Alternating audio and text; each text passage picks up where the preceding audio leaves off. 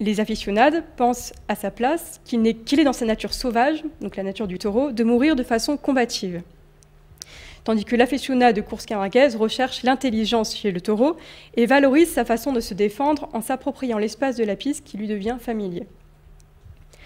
Le succès des cultures tauromachiques est en partie dû au noble sentiment que le public attribue au taureau. Et comme les antitaurins, les aficionados interprètent le droit de l'animal à vivre selon ce qu'ils conçoivent comme leur nature. D'un point de vue législatif, ce n'est que très récemment, en 2015, que l'Assemblée nationale a voté en lecture définitive le projet de loi relatif à la modernisation du droit animal. Donc l'animal y est reconnu désormais comme un être vivant doué de sensibilité et non plus comme un bien meuble. Si cette loi considère l'animal comme un être vivant, elle ne reconnaît pas comme un être doué de sentiments, pour autant. Petit zoom du côté de la corrida. Donc, au fond, la souffrance du taureau ne procure aucun plaisir aux spectateurs du drame, car elle ne fait pas partie des sentiments que leur transmet le taureau. Ils ne ressentent que sa force et sa bravoure jusqu'à sa mort inscrite dans son parcours de vie. Les aficionados souhaitent que l'animal meure dignement, selon une définition de la noblesse qui approche celle que l'on prête aux humains héroïques. C'est là le cœur du conflit qui divise les aficionados aux antitaurins, qui demeurent insensibles au magnétisme irrationnel qui réunit autour de l'arène gens de tous bords, croyants et agnostiques, hommes et femmes, riches et pauvres. Argument souvent évoqué par les aficionados, l'amour et la passion. Celui que tous portent aux tauros depuis celui de l'éleveur qui le choisit pendant 3 ou 4 ans, dans l'unique but de le conduire au combat fatal, et il l'espère au triomphe. Sur la totalité du cheptel élevé pour la corrida, seul un taureau sur 10 meurt dans l'arène. Les 9 autres seront sélectionnés pour la reproduction ou iront à l'abattoir. Aux yeux de ceux qui les sélectionnent, l'arène est la belle mort du taureau bravo et son triomphe posthume est aussi apprécié que celui du torero. Lorsqu'elle est accordée, la grâce du taureau est aussi bien la réussite du torero que celle de l'éleveur ou du public. Les attaques virulentes des antitaurins ne sont pas étayées, elles n'apportent pas de chef condamnable par les règles collectives, mais, bien souvent, expriment un ressenti qui engage une violence épidermique à l'encontre des concitoyens barbares qui veulent exclure de leur société civilisée. Alors que les tauromachis ont jusqu'ici joué un rôle social en permettant notamment l'intégration de populations immigrées, elles pourraient diviser en un avenir qui verrait triompher une partie de la société, se voulant évoluer face à une minorité barbare. Regardons maintenant du côté de la Fedibiao, donc de la course camarguaise. Lorsque l'on interroge les amateurs de course camarguaise, près de 25% d'entre eux disent accorder le plus d'importance au taureau dans le spectacle. Pour la plupart, le meilleur souvenir de course camarguaise appelle le nom d'un taureau, qui est cité dans 22% des cas, devant même le nom du sportif ou de l'arène, le lieu du spectacle. Donc finalement, le taureau est l'élément central du spectacle sur lequel le public focalise son attention. Une journaliste spécialisée dans les chroniques taurines résume bien l'engouement autour du taureau de Camargue en expliquant d'abord pourquoi celui-ci est admiré. Le taureau camarguais n'a pas du tout le même caractère que le taureau espagnol. Il est intelligent, le taureau camarguais a une belle mort, de vieillesse dans la manade, il est honoré, adoré et idolâtré avec parfois des statues et des tombeaux construits pour lui, tandis que le taureau de corrida a une histoire assez brève, il meurt vite. Il n'y a rien de comparable entre les deux si ce n'est le fait que c'est un spectacle vivant qui a lieu dans les arènes. À titre d'exemple, un taureau de corrida qu'on utilisera pour la course camarguaise, je ne pense pas qu'il réagirait comme le taureau camarguais. Le Camargue est un animal qui sait quand il doit entrer en piste lorsqu'il entend la musique. Il sait que pendant un quart d'heure, il doit combattre et être méchant, alors que dans les prés, il est très calme. La journaliste met ici les deux races de taureaux en opposition par rapport à leur caractère, mais aussi leur carrière et leur destin. C'est bien souvent le cas pour les défenseurs de la course camarguaise qui se défendent de tuer le taureau pour écarter toute accusation. En effet, en course camarguaise, le talent du taureau est apprécié sur la durée.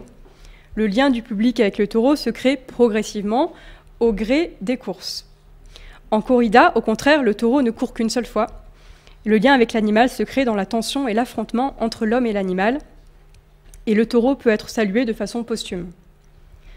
Par ailleurs, le lien entre le spectateur et le taureau, qu'il s'agisse de corrida ou de course camarguaise, se crée aussi en dehors des arènes. Les activités d'élevage participent de la passion du public. Les histoires sur les taureaux, racontées dans les arènes ou ailleurs, nourrissent la fe di Biao, ce qui signifie littéralement la foi du taureau, la passion pour le taureau de Camargue. La journaliste interrogée nous a livré quelques exemples de ces histoires.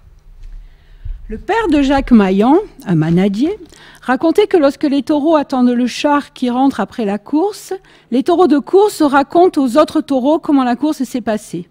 C'est joli, je trouve. Cela a eu lieu plusieurs fois. De plus, lorsqu'un taureau meurt, on en voit certains pleurer, car il y a des affinités entre les taureaux. Par exemple, un taureau de Lafont, un autre manadier, était avec un petit taureau mort dans les champs, et il a suivi le char qui venait de ramasser le taureau mort jusqu'à ce qu'il ne puisse plus. Il y a de belles histoires avec les taureaux. Ensuite, il y a une hiérarchie aussi dans les taureaux pour manger. Le manadier dispose des petits tas de paille aux quatre coins du champ. Puis il y a d'abord des cocardiers qui mangent, puis les anciens, puis les jeunes, puis les vaches. Il y a une hiérarchie. Entre autres exemples, les vieux se mettent à l'abri. Pour vous raconter une autre belle histoire, que j'ai d'ailleurs pu vérifier par moi-même, lorsqu'une vache a des petits, elle fait la garderie de tous les petits veaux pour une journée. Puis le soir, elle ramène les petits à leur mère. Et le jour suivant, c'est une autre vache qui fait la garderie, ce qui est une bonne organisation. Moi, je pense au taureau en premier. Il n'y aurait pas de course camarguaise sans lui. Certes, pour le raseteur, il lui faut du courage. Il risque sa vie. Et il y a plus de blessés en course camarguaise qu'en corrida, proportionnellement. Mais c'est tout de même le taureau qui fait le spectacle. Cet extrait d'entretien fait appel à des récits entendus sur les manades ou des observations faites sur les manades qui, selon l'interlocutrice, prouvent que le taureau a une intelligence et même une morale. Elle justifie ainsi sa passion pour le taureau, placée avant l'intérêt pour les hommes de la tauromachie. Or, la passion, un terme récurrent employé par nos interlocuteurs, est un terme imprécis. Les interrogés justifient leur intérêt dénué de raison pour la tauromachie, à l'instar d'un manadier que nous avons rencontré dans les arènes. C'est simple, c'est une passion, ça existe depuis la nuit des temps. C'est la passion du taureau cocardier. Vous savez que c'est le seul animal au monde à qui l'homme demande de faire une carrière artistique. Il devient une vedette, et pourtant c'est un animal à l'état sauvage. C'est là la différence avec les sportifs de haut niveau. S'il n'est pas motivé, son entraîneur ou employeur va mettre un 0 de plus à son chèque. Et là, alors peut-être le sportif sera tout de suite plus motivé. Avec le taureau, ce n'est pas possible. C'est un animal libre, chouchouté et éduqué. À force de retourner dans les arènes, le taureau va apprendre de lui-même. Ici, le manadier compare son taureau à un sportif qu'il doit entraîner, sans lui attribuer particulièrement d'émotion. En revanche, il souligne son intelligence et sa capacité à comprendre ce qui est attendu de lui dans les arènes. Il s'agit d'une perception de l'animal davantage basée sur les aptitudes physiques et cognitives. Les entretiens avec les raseteurs, sportifs de la course camarguaise, qui risquent leur vie face aux bovins, rejoignent les propos de la journaliste, donc axés sur les émotions, et ceux du manadier, axés sur les aptitudes de l'animal. Les sportifs racontent les moments où ils ont affronté le taureau et croisé son regard déterminé ou encore compréhensif. Ils justifient leur activité sportive dangereuse par la passion qui les anime. Cette passion ne s'entretient pas seulement en piste, mais aussi dans les élevages que les sportifs côtoient régulièrement. L'engouement pour la tauromachie camarguaise se construit sur la relation entre le public et le taureau. Certes, cette relation crée un attachement à l'animal, mais elle est surtout fondée sur un lien qui se construit au fil du temps, au fil de la carrière du taureau, qui peut durer presque 10 ans. Mais aussi dans son milieu, donc en côtoyant les élevages. Ce lien concerne l'intégralité des taureaux de Camargue, qui sont le symbole d'une identité locale.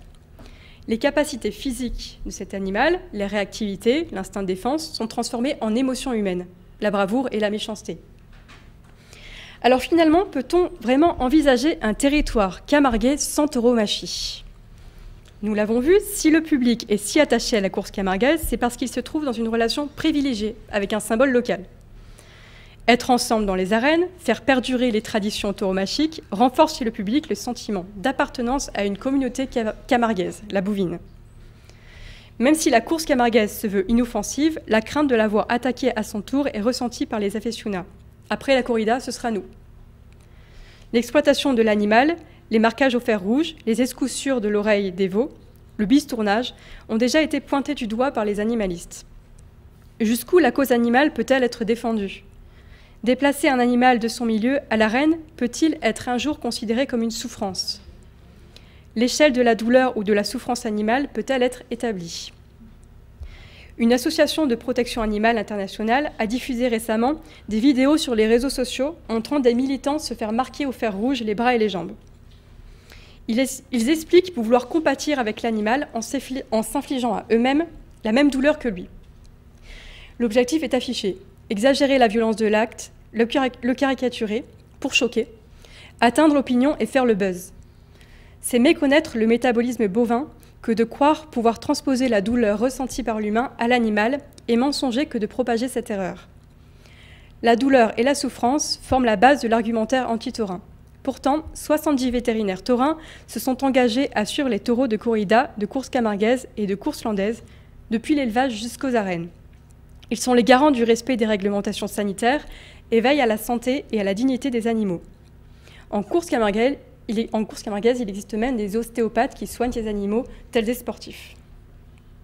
Pour conclure, cible évidente, la corrida attire l'attention des animalistes anti-taurins. Mais on peut déjà observer les attaques contre les activités d'élevage en général.